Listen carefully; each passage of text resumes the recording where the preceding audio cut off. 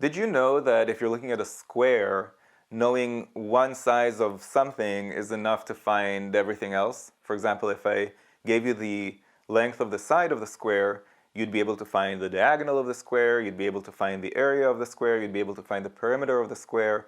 And the same goes for any other piece of information I could give you. So if I gave you the diagonal of a square, you'd be able to find the side of the square, the perimeter of the square, the area of the square, and so on. That's the beauty of shapes that are defined by a single parameter. So circles, squares, equilateral triangles. Now in this question, we're dealing with a cube, which is nothing but a three-dimensional square. It's a three-dimensional shape whose sides are all squares, identical squares.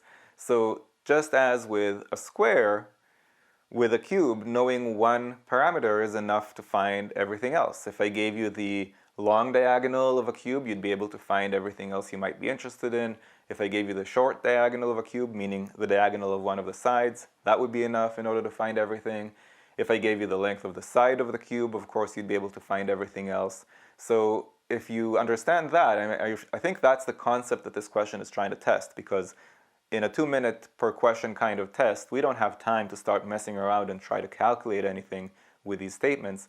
If we understand conceptually that a cube is a shape that's defined by a single parameter, then we don't actually have to do anything. We just look at these statements and say, yep, that one's sufficient on its own, yep, that one's sufficient on its own as well, and therefore the correct answer is D.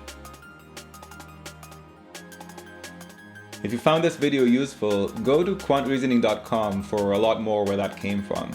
You should also click that like button and let me know in the comments below what you'd like me to make future videos about.